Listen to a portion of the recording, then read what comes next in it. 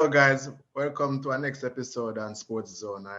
I'm here with my co-host today, Rowan Chris Lewin, otherwise known as Smeagol. And we're gonna talk about football in general in Jamaica, and also my friend Rowan Lewin as a coach. First and foremost, I'm gonna let my friend go ahead and introduce himself for you guys. Go ahead, Chris. Um, all right. So hi everybody. My name is Rowan Lewin. Informally known as Smeagol. You understand our coach Smeagol. Uh, yeah, been a coach and trainer for some time now. Rowan, so how many years now have you been in the coaching industry? I've been around coaching for like late 2012 and from there till now. So, what are some of the team that you have been part of their coaching staff like over the past years? Well, for starters, over the years, I would say where my career really started to like take shape was professionally 2013 at GC Foster College, where I started with GC Foster under 17, and from there moved up to the GC Foster Intercal team and the GC Foster Major League team as well. So, if you could pick out some of our, say, one of your biggest accomplishment as a coach so far, some of maybe you got more than one. So, what would you say is that special moment in the coaching so far? Special moment, special moment. One no, one no. All right, my special moments they're like categorized. My special moments for what, but for now, I'd say my special moment was being on board when Kingston College won the Manning Cup after 32 years. Moving forward, I guess you want to accomplish a lot more when it comes to coaching. So, what's next? You think what's next? Where you see yourself next in the field and coaching? We're next. We're next. I see myself moving my career like basically wherever it takes me. Like wherever has a better opportunity, I'll be sure to get hands on. I'm always open to new ventures. So coaching out of Jamaica or in Jamaica, it just depends on what is being presented. I'll work with. Yeah. So, as I heard you mention Jamaica a while ago, if you could point out some of the problem you guys face as coach in Jamaica, like what would you say when the moving forward? What are the things that you guys think could add to the coaching industry to make coaching like easier, better to help to develop your guys' talent and stuff like that? What are the things that you think the federation or you as coach need to adapt to make Jamaican football move on to get better? That's a very tough one. That question alone can be a part one and part two series. Yeah, Problems that coaches face. Uh, yeah. I'd say every coach face their own individual battles where the personal team is concerned because you being at your team, you might be faced with challenges where I don't I'm not being challenged with. And but just to generalize everything, I'd say where coaching is concerned in Jamaica, I just think coaches need to study more. That's it. Okay. Um, to step away a little bit from say coaching, and we're gonna tap in a more football in Jamaica in general. So, what are the things that you think Jamaica should do or could do better to help them to develop their football at in a bigger level and a broader scale? Development. All right. This has been a topic for years, but this topic is somewhat, I'd say, I don't want to say worn out, but this topic on improving Jamaican football or football in Jamaica, whatever it may seem. It's it's quite older than both me and you. We're improving football in Jamaica. Mark you, Jamaica football has been on a journey. It's Jamaica football is on a journey, I should say. It is better than before, where Okay. structure is concerned. It is better than before, but still, there's a far way to go. We need lots more competitions, more grassroots programs. There are 14 parishes. If we could get like at least two grassroots program in each parish, I think that I'd say even 6 years time, 10 years time, you would see massive changes because football is a game of practice. And if you have the individuals practicing with the right professionals, then even if you're not born with talent, I think you will adapt the correct thing to do, what to do, and when to do it. So improving football in Jamaica, I think it's proper infrastructure and getting the youngsters practicing constantly. Mm. I think you answered my question really well. So basically, to sum up everything that I just said, you just said to guys, they need to pay more attention on infrastructure and try to develop the talent from earlier. That's basically what you have said. So as you just mentioned infrastructure, what you think of schoolboy football? What's your view on that? Like I see a lot of talents throughout the years of me watching up. One of the time I was playing schoolboy football at Jamaica as well. So like, where do you think, what's the mistake ISA or Jamaica Football Federation is making, and why schoolboy at the schoolboy level can make the transition to the senior level? All right. I don't want to be, I would say, unruly answering this question, but this is the reality of what's happening. All right. This idea, I didn't think of this idea. I don't want to own this idea, but this idea was mentioned to me by a friend, and I bought into the idea because I think it's quite factual. I'm going to explain the idea. The idea that my friend mentioned a few years ago, which I bought into, was our schoolboy football in Jamaica. It's very entertaining, it's very lively. But mark you, it's a under 19 competition, right? Okay. Um, yourself has been a fan of football for some years. I'd like you to answer a question for me, Okay. which is at what age did Marcus Rashford make his debut for Manchester United? If my memory can speak correctly, like I think it's around age 17. I think he made his debut for Manchester United in a Europa League competition where he scored a brace in that All competition. right, fine. His age. So I'm not sure. So mark his age, I'd say 18 then or Yeah, 17. Let's play between those two ages. between 18 and 17. All right. In Jamaica, we have our 17, 18-year-old young men coming off the bench for a Manning Cup, Dakasta Cup game. That is showing the level of I would say maturity to a game. Because as Alex Ferguson said, if you're old enough, if you're good enough, you're old enough, right? If you're Yeah. good enough, you're old enough. Fine.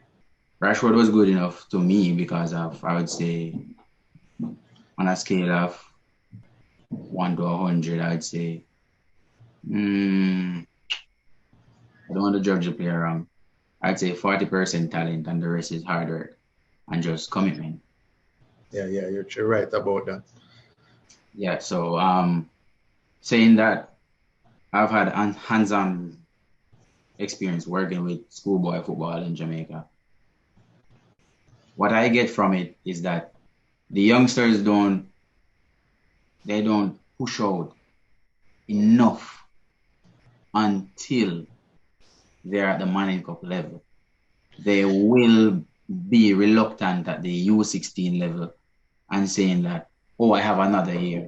So the idea my friend mentioned years ago was that turn Manning Cup from U19 to U16, which will get the best out of them from early because it is the weight of the Manning Cup and the Dakasta Cup which is placed on it is the weight and the attention that is placed on these titles, which bring out the best in the youngsters.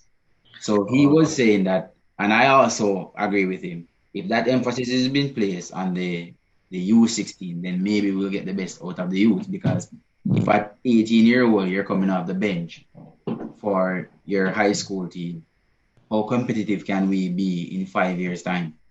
Like, I tap into where I say, like, I remember Pele first World Cup, Pele won his first World Cup when he was 17 years old. So it's like, as I said, to Alex Ferguson's philosophy, like, if he good enough, that means he's Old enough.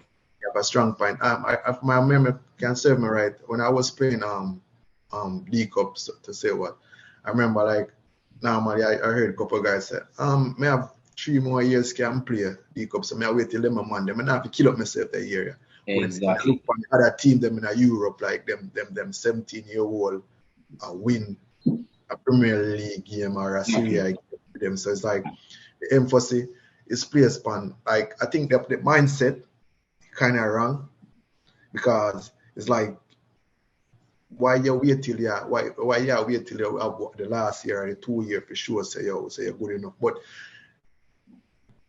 the key thing about that, I think the mindset should try to go pro and not try to win a Manning Cup or a D Cup. It's like they think more like, for say, yo, want go play some ball to get cool girl, and want go win Manning Cup. They're not pre say, you know, say they can actually earn a career out of this. Not say, yo, you have a couple of people, but the majority are pre say, yo, them just want to do it with some girl or some to win D Cup.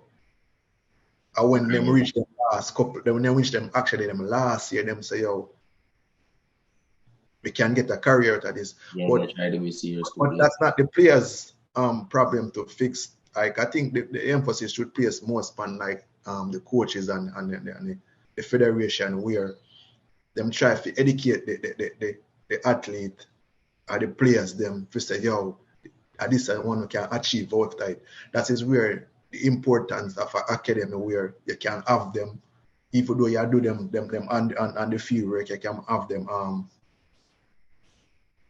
educate them on if them go Europe and them something like that.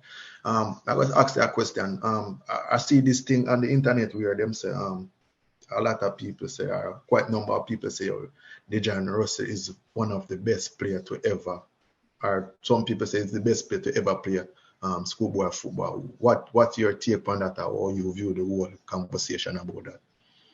I don't like to use a general statement to sum up the whole game football.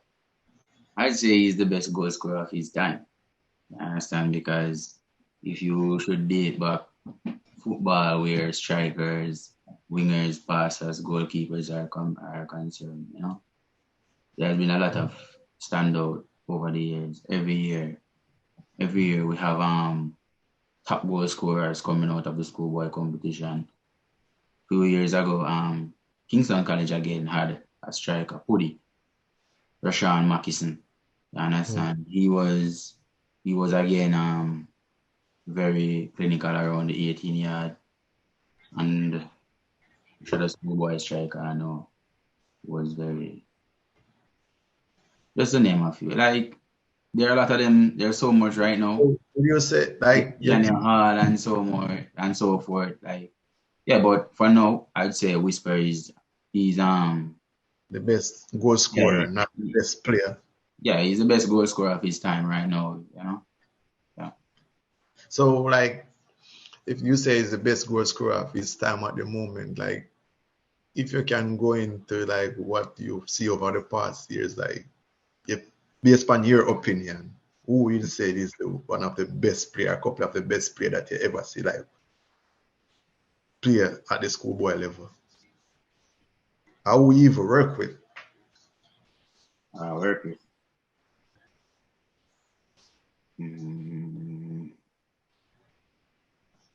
I work with a lot of good players. I don't want to pinpoint a finger and say you are the best or you are the best, because, as I said, my best coming categories, I would have, like, personally, I'd have, like, my most disciplined player, most skillful player, excellent, and the list goes on. So I don't have one player who cover all the characteristics of a good player, so to speak. But where, like, raw talent is concerned, I'd say, getting hands-on experience working with is Trayvon Reed. Trayvon Reed and nice work ethic as well, you know. Nice, nice youngster. And another player I admire was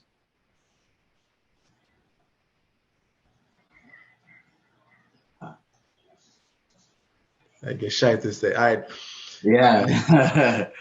Like for me see at the schoolboy level, like over the years, bro, like honestly, bro, the best player I ever play with, and why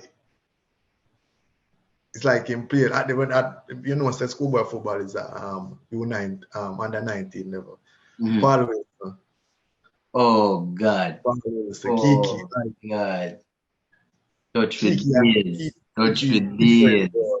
Kiki him full of touch, him When they fit. know? We are there now. Like I don't know. Like the last time I see him, last time I think he was player. He did a play for Arnett, and Paul Wilson was a different, and like a couple of this player were like they usually Gale usually play for Lennon. Oh, cool. Smooth Gear, operator. cool man, everything man, like Yeah, and Gale, maestro. wicked man, and I used to partner this youth at the centre back when he was a Ricardo record. Israel. So there's a quite number of them, like, House. but for me, I see you coach this youth when I was the last time I see one of the last time I see you in a coaching session. For me, like that's the last, like him really good. This youth and him Pearson used to play for KC. He used to Ah, coach above you, like crazy. he full of touch, class, close touch, kick, range of pass. Like I think All if right. he continue on that part, I think I see him in Jamaica midfield for 2026 World Cup. 2026 World Cup. I see him in the midfield for decades. All right, let me get that. I was introduced to that kid by Raymond Watson. That's the KC coach. Yes, I was introduced to that kid by Raymond Watson. This kid, professional individual, trust me. Yeah, Like man. I can't beat on and off the field. I can't sleep on on him. on and off the field. Like this is the youngster you will be working with, and he gets an injury, and you don't have to be texting him and say, "Hey, are you icing this, that, yada, da, da." He's way ahead of you. He's on the ball, and when I say a youngster who is technically, I'll say technically gifted because the things he do with the ball, I don't think, he's technically gifted, very well-rounded individual, professional attitude, professional, Mm-hmm. excellent demeanor to the sport. That's and I don't cut you out, but that's one of the things that we was talking about in like a couple minutes ago. His mindset is already you want to go pro. So it's like even though you are the coach should be able to like say, yo, you should have monitor them in them injury, but his mindset is already say, yo, when I need coach for say, yo, Yeah, ice, rest, and I remember because this. I remember he got an injury. He got an injury once, and I don't remember where on the body it was. And he took it so seriously, he took it upon himself, did his own research, and upon doing his research, he found out that he had to change his diet in order to recover from the injury properly. And trust me, it was no hard work for him to just change his diet, get on a schedule and get right back on form. Because when you look upon it, talent alone not cut it. No. Talent alone not cut it. Like not to pick out anybody or stuff like that. I know your coach at the also the Premier League level or your assist at the Premier League at Lion. And I know you see a lot of talent there.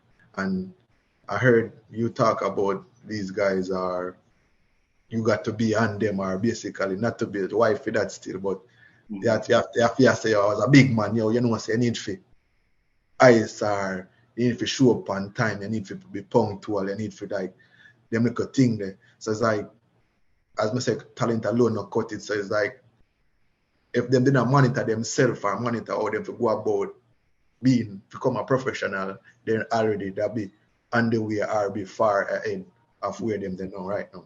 So that's a really good mindset of Pearson. I'm not familiar with the name of the club he's at now, but I'm telling you, the last time I saw him, he didn't get a chance to take the field. It was Canada versus Jamaica. He didn't get a chance to take the field, but I'm telling you, that kid I'm telling you, he's the man. For me, he is the man of his age group where setting the pace in the midfield is concerned for Jamaica. I'm telling you, I think he's the man. That is my pick. So we're talking about schoolboy football and you as a coach. What do you think about, as they say, the highest level of football in Jamaica, like the Premier League? What's your overall view on Premier League itself? Well, the Premier League is okay, to be honest. The Premier League is okay. I just like to see, better organization of the league, better, I'd say,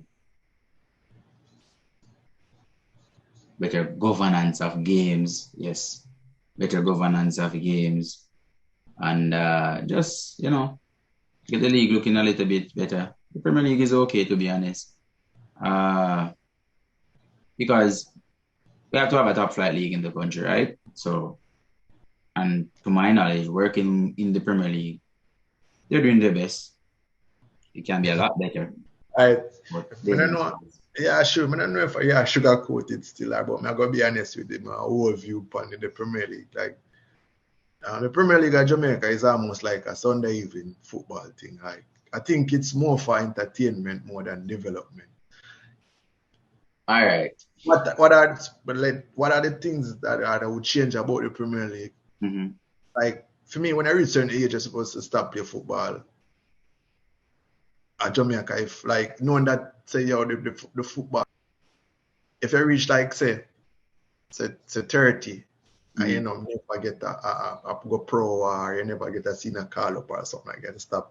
And each Premier League team, I personally think each Premier League team should have more than 10 under 19 players in a them squad.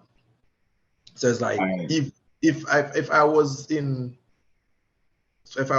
Manning Cup or whatever and I not make it to pro, I should be able to automatically get a draft into a Premier League team so to help me with my development. So it's like if I'm not getting a scholarship or nothing like that, me I play the so-called highest level football at Jamaica because I think the schoolboy football is the highest level, the best level at Jamaica. All right. So to speak on that. All right, I'd say I'm going to stand by my answer that the Premier League is okay. Okay, meaning it's still a lot of work to be done. All right. I heard you said something about having the youngsters in the Premier League squad. I think there's a rule that governs that where there's an amount of amateurs you can have. I'm not quite clear on the rule. I don't know if the clubs exploit these rules of trying to get enough youngsters, but we're developing youngsters is concerned. That I think that would have to be on the technical directors of the club who actually holds the future of the club, because I can only speak for myself. When I think about these things, I put myself in the driver's seat. I picture myself as a technical director for a club. So I would say, okay, then I would need some youngsters to replace these older guys. You understand? Until we have a full cycle of players coming in and out, in and out, in and out. So I would say I wouldn't come down on the Premier League itself. I would come down on the technical directors of the club to do proper recruiting and proper structuring for their clubs. Given that we don't have an academy, I think that now CASAFA and the JFF should implement more competitions for youth. having more minor leagues such as U9, U9, U11 coming straight up. You understand? Because I think that the JFF now should at least mandate every club of sending in a structure of their club. Like, where do you see your club if we want to remain competitive on a worldwide scale? I think that is the way, because Belgium did it, and I think England is doing it. Like, like have a structure where, the clubs follow. like I see a documentary with not a documentary, a video with Mbappe. When Mbappe was 6 years old, I think they have him in a school where a lot of France players where they woke up in the morning, breakfast, and them go school, and when they come from school, them do them assignment, and from that, them I think them train like 2 to 3 hours every single day, and like when they reach certain hours at night, them take out them phone and stuff like that. Where I'm getting with this is because where thing is like something when there's like you lose your fitness, you start lose fitness in like 3 days time.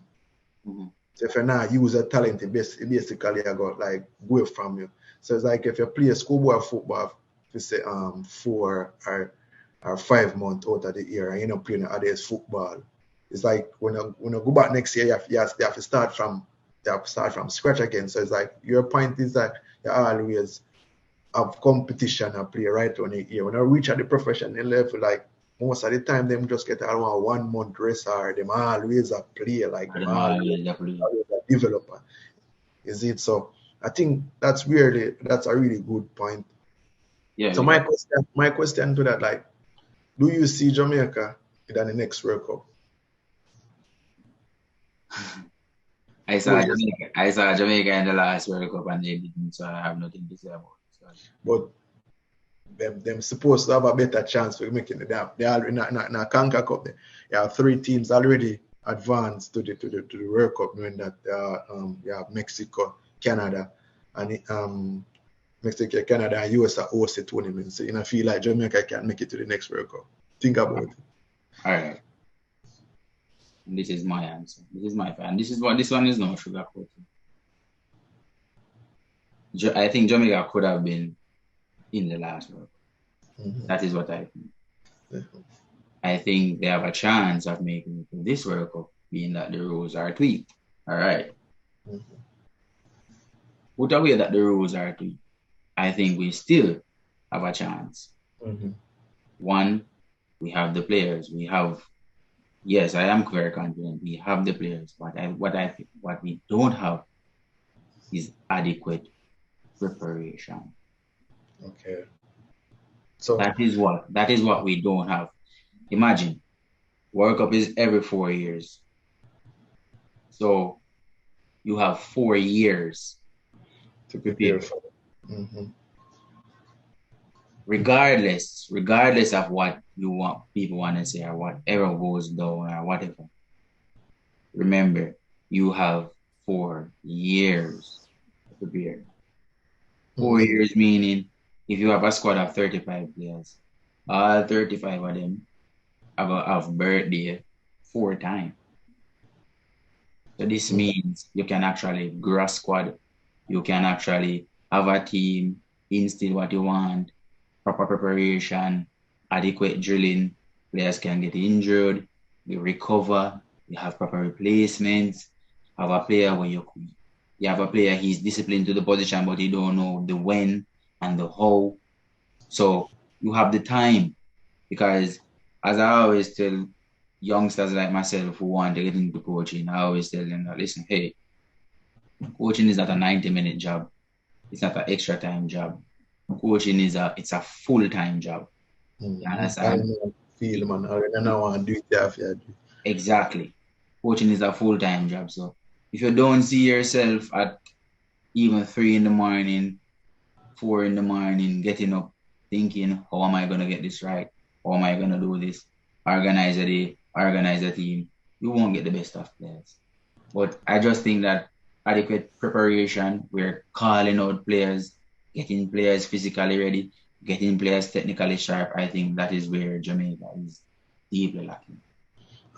My view on all of that still like I agree with everything we just said a while ago, but also I don't have a problem with international players, and I don't think the local based player alone can do it as well. But I think Jamaica pick up a lot of players them like over England and some other players were rejected. Like not saying Anthony not a good addition to his squad, but a man like that if he did the first time call up for like England or something like that, then would have come. So it's like pick him on them way or want play for the country, right? We want do it. No matter pick him on them because them can't make a next team or something like that. You can add them to the squad. Is it and also I feel like them could have like for the 4 years they have a pool of like say 50 players with them pick. Not say you can add a couple players, have a 50 players every time I have an Have a international break. core. Have a Yeah, core. yeah. So that's one of the things, and also like development right around here and stuff like that. So to the end of our podcast, I want you guys to continue share, like, and subscribe. If you reach so far in this video, I want to say thank you and thank you and thank you and thank you.